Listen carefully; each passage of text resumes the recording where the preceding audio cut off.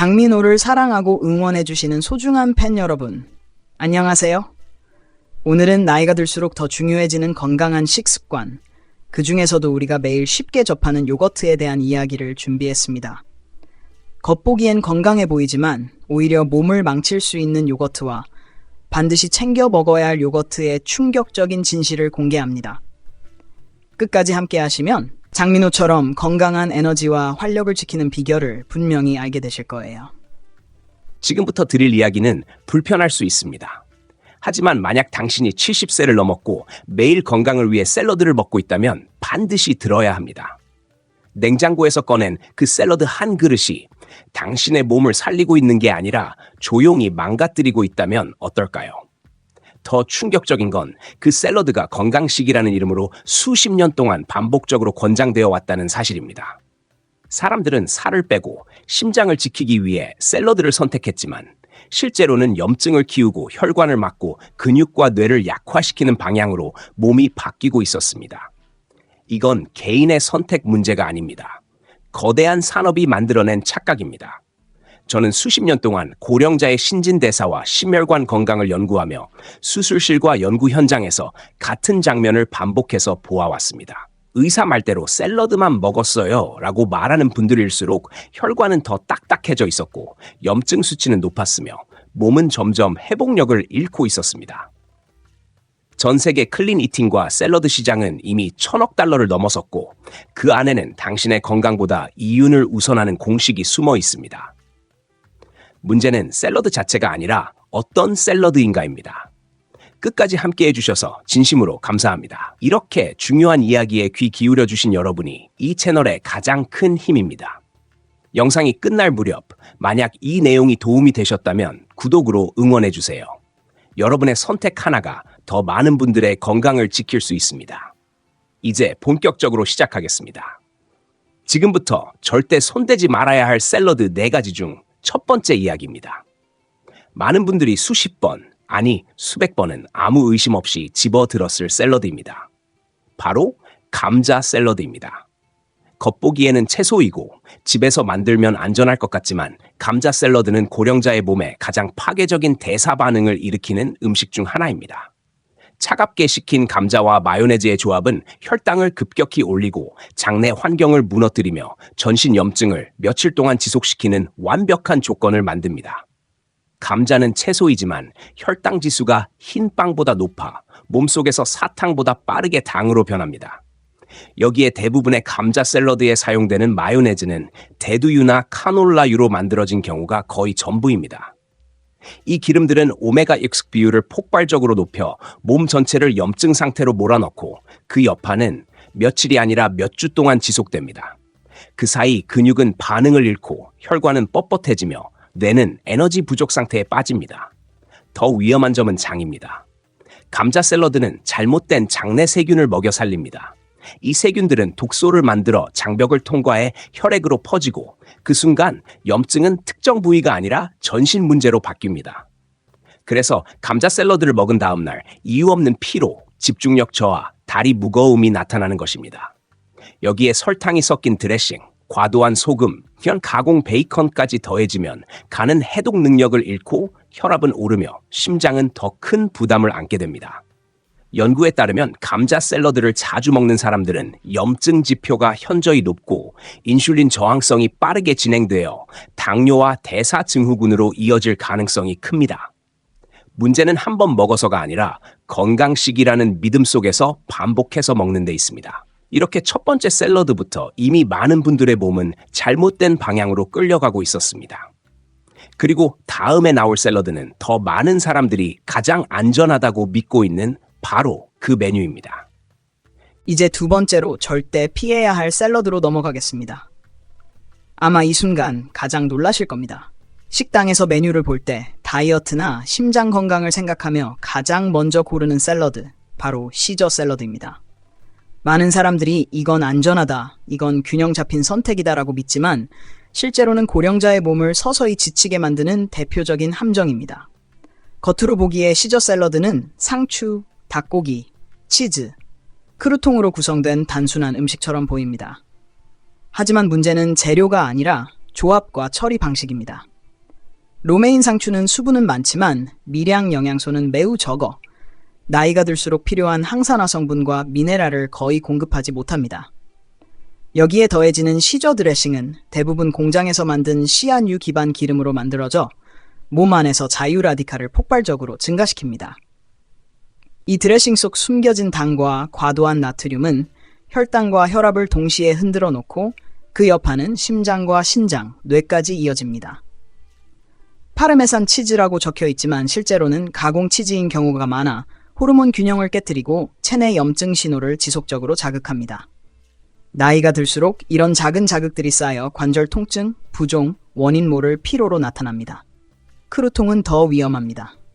정제된 흰 밀가루를 고온의 기름에 굽거나 튀겨 만든 이 작은 조각들은 사탕보다 빠르게 혈당을 올립니다. 그 순간 혈관 내벽은 손상되고 눈과 신장, 뇌의 미세혈관이 가장 먼저 타격을 받습니다. 여기에 닭고기까지 더해지면 상황은 더 나빠집니다. 대부분의 식당용 닭고기는 염분 용액과 항생제로 처리된 후 높은 온도에서 조리되며 이 과정에서 세포를 손상시키는 물질들이 생성됩니다. 문제는 시저 샐러드를 먹을 때 사람들은 죄책감을 느끼지 않는다는 점입니다. 오히려 오늘은 건강하게 먹었다고 생각하며 반복합니다. 하지만 연구 결과 시저 샐러드를 자주 섭취하는 사람일수록 만성 염증 수치와 산화 스트레스 지표가 높게 나타났고 세포 노화 속도 또한 더 빨랐습니다. 특히 장내 유익균이 급격히 줄어들어 단 한 번의 섭취만으로도 회복의 수주가 걸리는 경우도 보고되었습니다. 이렇게 두 번째 샐러드까지 살펴보면 공통점이 보입니다. 문제는 채소가 아니라 산업적으로 변형된 기름과 가공 재료, 그리고 건강해 보인다는 이미지입니다. 그리고 다음에 나올 세 번째 샐러드는 지중해 식이라는 이름 때문에 더욱 많은 신뢰를 받고 있지만 고령자에게는 또 다른 부담을 안겨주는 선택입니다. 이제 세 번째로 절대 조심해야 할 샐러드입니다. 이름만 들어도 건강해 보이고 지중해식 식단의 상징처럼 여겨지는 그 샐러드, 바로 그릭 샐러드입니다. 올리브, 치즈, 토마토, 오이만 보면 심장에 좋을 것 같지만 고령자의 몸에서는 전혀 다른 반응이 일어납니다. 이 샐러드는 생각보다 훨씬 강한 부담을 신장과 혈관에 동시에 줍니다. 가장 큰 문제는 나트륨입니다. 전통적인 방식이 아닌 대부분의 그릭 샐러드는 페타 치즈와 소금물에 절인 올리브가 주재료입니다. 이 두 가지만으로도 하루 권장 나트륨 섭취량을 훌쩍 넘깁니다. 나이가 들수록 신장은 나트륨을 배출하는 능력이 떨어지는데 이때 과도한 나트륨이 들어오면 몸은 물을 붙잡아두기 시작합니다. 그 결과 부종, 혈압 상승, 심장 부담이 동시에 나타납니다. 겉보기에는 신선해 보이는 페타 치즈 역시 문제입니다. 많은 제품이 양이나 염소 우유가 아닌 공장식 소사육 우유로 만들어지며 이 과정에서 호르몬과 항생제 잔여물이 남아 호르몬 균형을 흐트러뜨립니다. 특히 고령자에게 이런 자극은 체중 증가, 피로, 기분 변화로 이어지기 쉽습니다. 여기에 절인 올리브는 혈압을 급격히 올리는 염분 덩어리로 작용합니다. 토마토와 오이조차 안전하지 않은 경우가 많습니다. 대부분의 식당에서는 농약 처리된 토마토를 사용하고 오이는 왁스로 코팅되어 있어 간이 처리해야 할 독소 부담을 늘립니다. 결정적으로 문제는 올리브 오일입니다. 많은 사람들이 올리브 오일이니까 괜찮다 하지만 실제로는 정제된 오일이거나 다른 저가 기름이 섞인 경우가 많아 항염 효과는 거의 없고 오히려 염증을 유발합니다. 그릭 샐러드를 자주 먹는 사람들을 추적한 연구에서는 혈압 상승, 수분 저류, 신장 스트레스 지표 증가가 더 높게 나타났습니다. 특히 건강하다고 믿고 큰 양을 먹는 경우 하루 한 끼만으로도 몸이 과부하 상태에 들어갑니다. 복부 팽만, 더부룩함, 이유 없는 피로는 바로 그 신호입니다. 이 샐러드의 가장 위험한 점은 이름입니다. 지중해식이라는 단어가 경계를 풀어버립니다. 하지만 실제 구성은 전통과는 거리가 멀고 고령자의 몸에는 맞지 않는 요소들로 가득 차 있습니다. 그리고 이제 마지막으로 가장 파괴적인 샐러드를 이야기할 차례입니다. 많은 사람들이 한 그릇에 건강과 포만감을 동시에 얻는다고 믿는 바로 그 샐러드입니다. 이제 마지막으로 절대 피해야 할 네 번째 샐러드입니다. 지금까지 나온 것들보다 훨씬 위험하고 한눈에 봐도 든든해 보여서 많은 사람들이 안심하고 먹는 샐러드입니다. 바로 파스타 샐러드입니다. 겉으로는 채소가 섞여 있고 차갑게 먹으니 가볍다고 느껴지지만 실제로는 몸속에서 가장 빠르게 노화를 촉진하는 조합입니다. 파스타 샐러드의 중심은 정제된 밀가루로 만든 파스타입니다. 이 탄수화물은 혈당을 설탕보다 더 빠르게 올리고 그 순간 췌장은 대량의 인슐린을 분비합니다.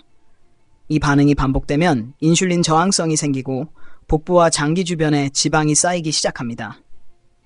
이 내장 지방은 하루 종일 염증 물질을 분비하며 심장, 간, 뇌를 동시에 공격합니다. 여기에 들어가는 드레싱은 더 치명적입니다. 대부분의 이탈리안 드레싱에는 고과당 옥수수 시럽과 정제 식물성 기름이 들어 있습니다. 이 조합은 간으로 곧바로 들어가 지방간을 만들고 해독 능력을 급격히 떨어뜨립니다. 간이 지치면 몸 전체의 회복 속도는 눈에 띄게 느려집니다. 쉽게 피로해지고 근육은 반응을 잃으며 머리는 흐릿해집니다. 작게 들어있는 치즈 큐브와 햄, 소시지 같은 가공육도 문제입니다. 이들은 장 점막을 손상시키는 유화제를 포함하고 있어 소화되지 않은 물질이 혈액으로 스며들게 만듭니다. 그 결과 면역계는 끊임없이 경보를 울리고 자가 면역 반응과 만성 염증이 시작됩니다. 샐러드에 들어간 채소는 이미 산성 드레싱에 오래 잠겨 있어 영양소가 거의 파괴된 상태입니다. 연구에 따르면 파스타 샐러드를 자주 먹는 사람일수록 중성지방 수치가 높고 좋은 콜레스테롤은 낮으며 복부 비만과 대사증후군 위험이 크게 증가합니다. 이 음식이 특히 위험한 이유는 포만감을 준다는 착각 때문입니다. 배는 찬 것 같지만 세포는 굶주리고 그 결과 에너지 부족, 뇌안개, 근육 감소가 빠르게 진행됩니다. 이렇게 4가지 샐러드는 공통적으로 한 가지 특징을 가집니다.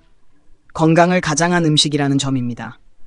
하지만 이제부터 이야기는 완전히 달라집니다. 지금까지 몸을 서서히 망가뜨리던 샐러드가 아니라 세포를 회복시키고 혈관을 깨끗하게 하며 에너지를 되살리는 샐러드들이 등장합니다. 같은 샐러드인데 결과는 정반대입니다. 이제 진짜 변화를 만드는 선택을 이야기할 차례입니다. 이제부터는 완전히 다른 방향의 이야기를 시작합니다. 앞에서 말한 음식들이 몸을 조용히 소모시켰다면 지금부터 나오는 샐러드는 세포를 다시 깨우는 역할을 합니다. 5번째로 반드시 기억해야 할 핵심은 샐러드에 단백질이 없으면 회복은 절대 일어나지 않는다는 사실입니다.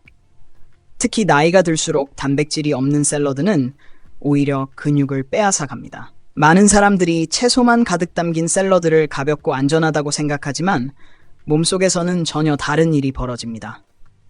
단백질이 부족하면 혈당이 빠르게 떨어지고 그 순간 몸은 근육을 분해해 에너지를 만듭니다. 이것이 반복되면 다리는 가늘어지고 계단이 버거워지며 관절을 지탱할 힘이 사라집니다.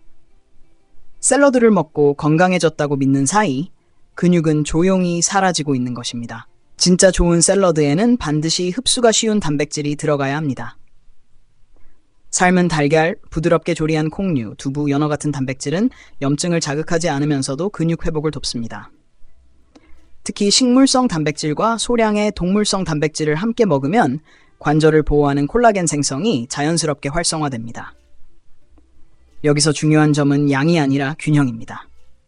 단백질이 충분히 들어간 샐러드는 소량만 먹어도 포만감이 오래가고 혈당이 안정되며 오후에 갑자기 힘이 빠지는 현상이 사라집니다.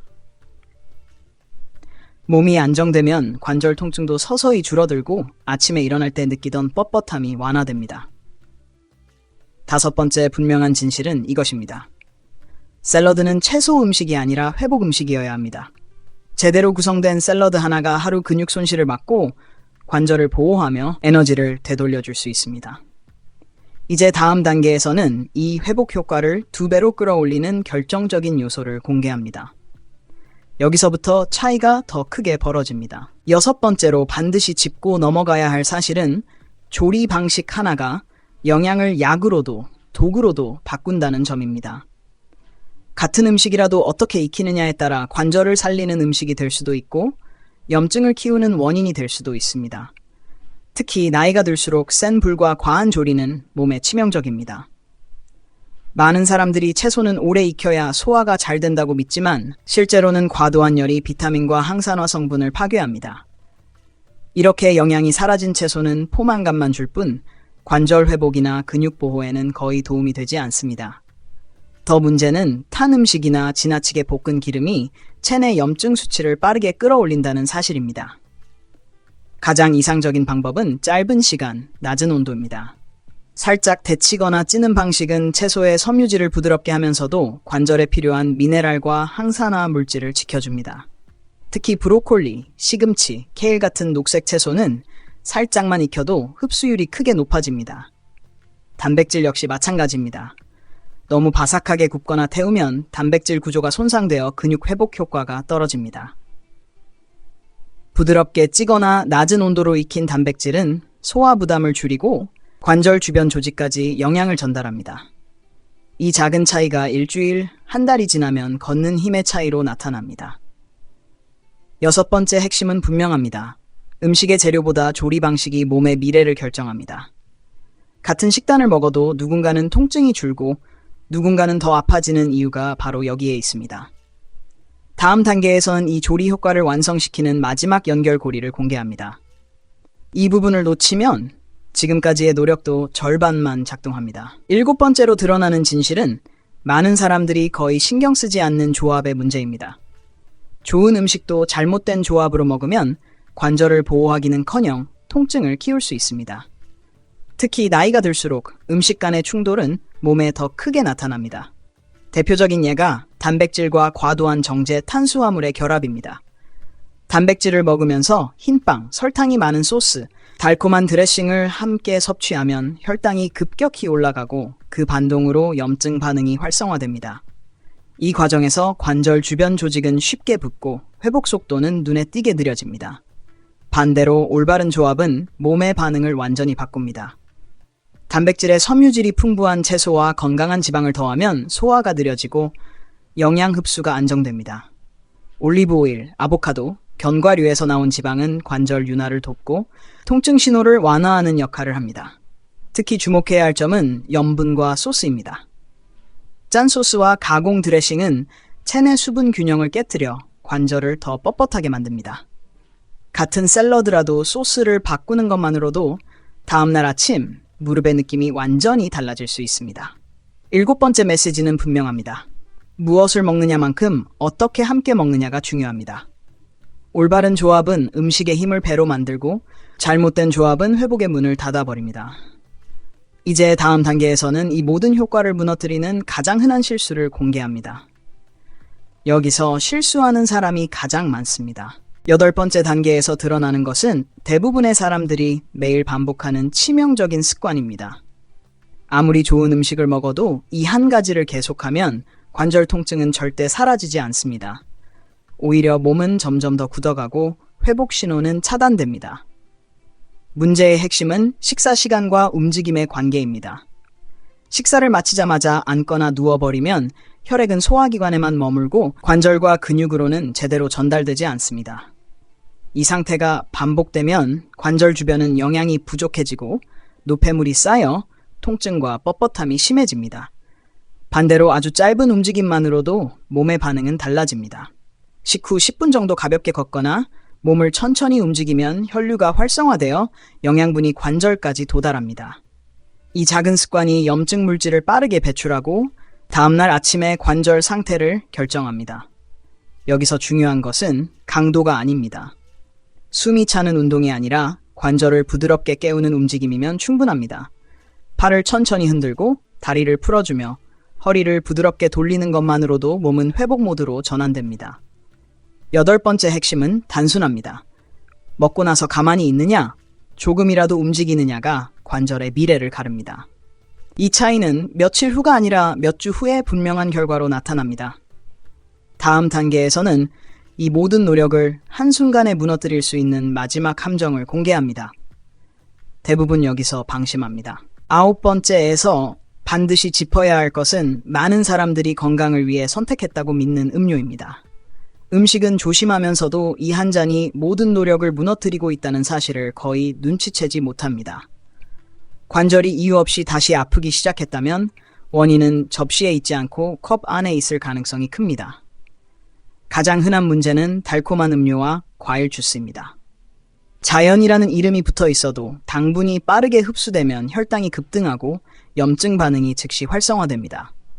이 과정에서 관절 주변 조직은 수분을 잃고 통증 신호는 더 민감해집니다.